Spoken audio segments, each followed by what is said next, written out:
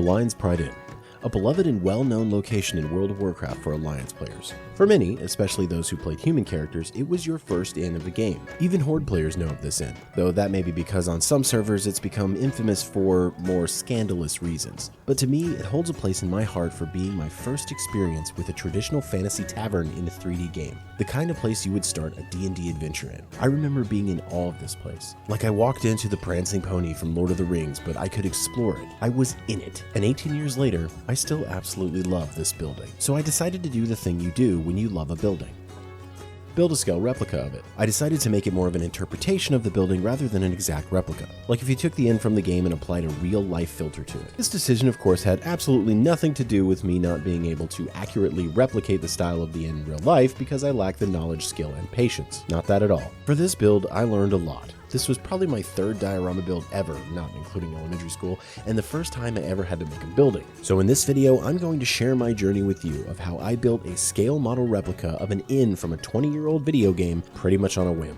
What is this all for, you ask? Well, stick around to the end of the video to find out the surprise destination of this diorama when it's all done. To start, I took a lot of screenshots of the inn in-game and then built the walls in Blender to get a good idea of the scale I was going for. I didn't really use this for more than some base measurements, and even then they didn't stay that way. I used those measurements and made some templates for the walls. I then visited the craft store and got my supplies. This was one of many trips to the craft store. I'm not going to go over every single one, but this was the first one. Primarily, I started with foam core board, various pieces of basewood, and some cardboard stock, as well as a few colors of paint.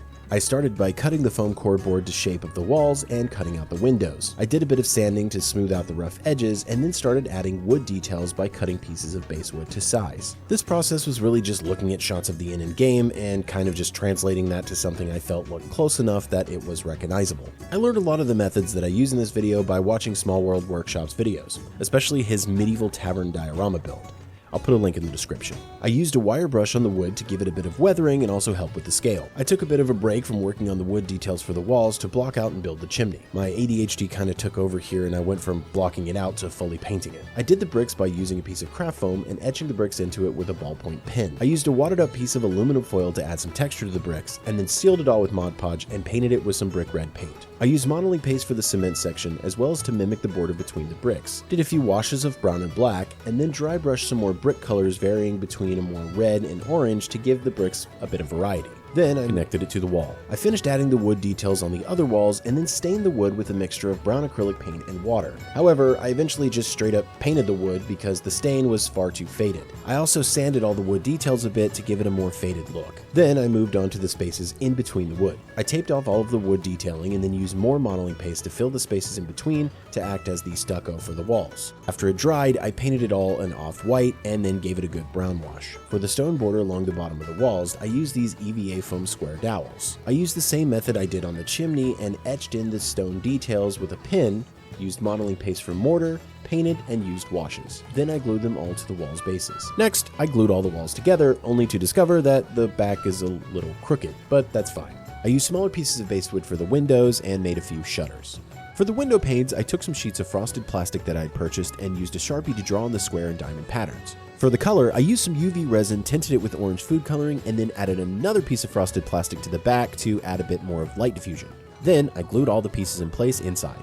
Next, I started on the roof. I really just kind of winged it with the roof. I used some cardboard stock and started to shape the arches of the roof. I then built these 3 small boxes and used them as the windows poking out of the top of the right side of the roof. And after a bunch of adjustments, I started on the shingles. I cut them out of strips of basewood and glued them on. It took a long time.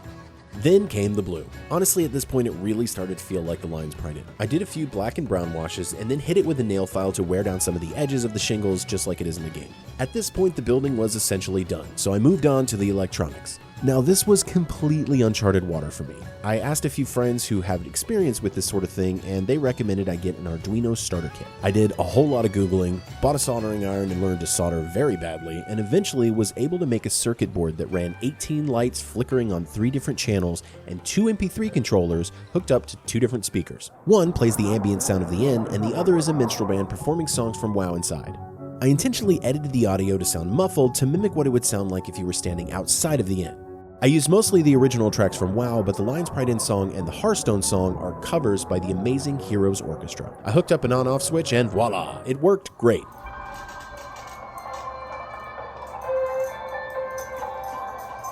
Except after about a minute, the ambient track and lights would turn off and on again, over and over.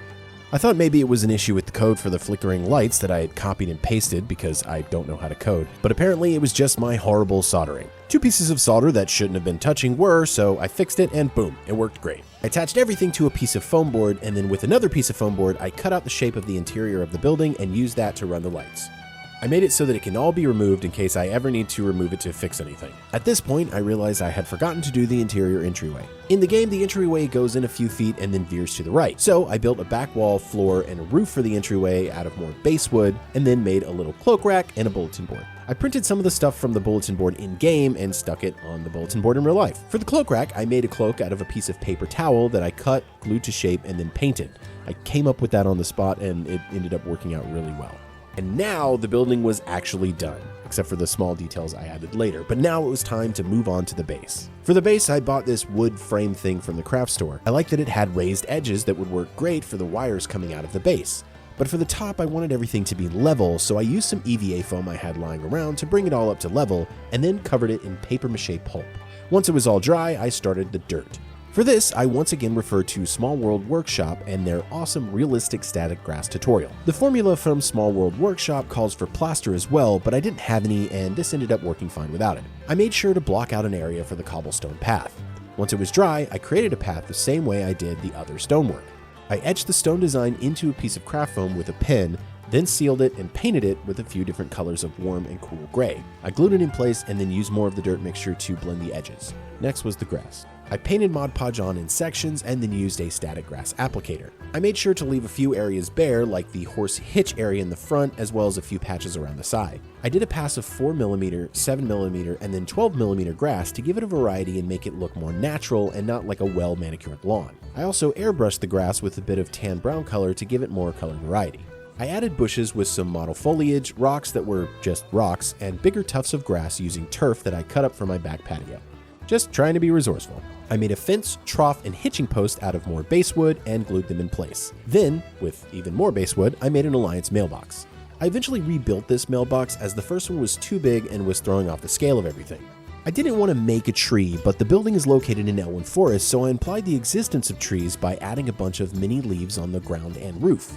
I stuck them in place with hairspray by applying the hairspray before and after they were added. I wasn't quite sure where I was going to put the sign at this point, but I knew I wanted one. There wasn't one in game, but I felt like it was a nice touch. So I added a post out front next to the fence and added a little swinging sign that way, and it turned out pretty good.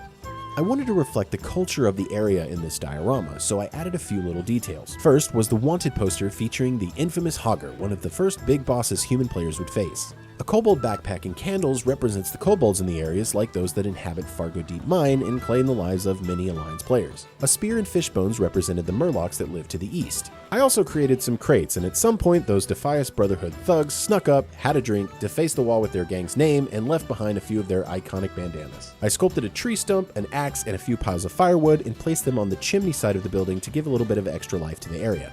I also added a portrait of a sheep that I had found from in-game and a table with a tankard on it to the entryway. At this point, the only thing left to do was to add the flags to the mailbox and the diorama was complete. Overall, it took me around 150 hours and $300 to make this model, but it was well worth the journey. As I mentioned before, this diorama has a bit of a surprise final destination. Now, it's time to reveal where exactly that is. That's right, none other than Blizzard Entertainment headquarters in Irvine, California, the creators of World of Warcraft. You may be aware that I work here on the World of Warcraft social media team. I figured this is far too large to display in my one-bedroom apartment, so why not donate it to Blizzard to be displayed on campus? And they were happy to take it. I tried to offer it to the orc statue, but I think he was offended by the fact that it's an Alliance building. At the moment, we're all off on holiday break, but once they return, they're going to find a case to display the model somewhere on campus. And when they do, I'll be sure to share pictures and videos on all my socials, so make sure you're following. Overall, this was an amazing experience. I learned a lot and I really enjoyed the process. I can't wait to start my next one. For the next build, I'm thinking of doing the Inn at Crossroads, the Tower located in the Mage District of Stormwind, the Thunder Brew Distillery in Dunmorrow, or Karazhan. Let me know which one you think I should do in the comments below. Thanks so much for watching, and if you enjoyed the video, make sure you subscribe and all that, and I'll catch you in the next one. Remember, keep your feet on the ground.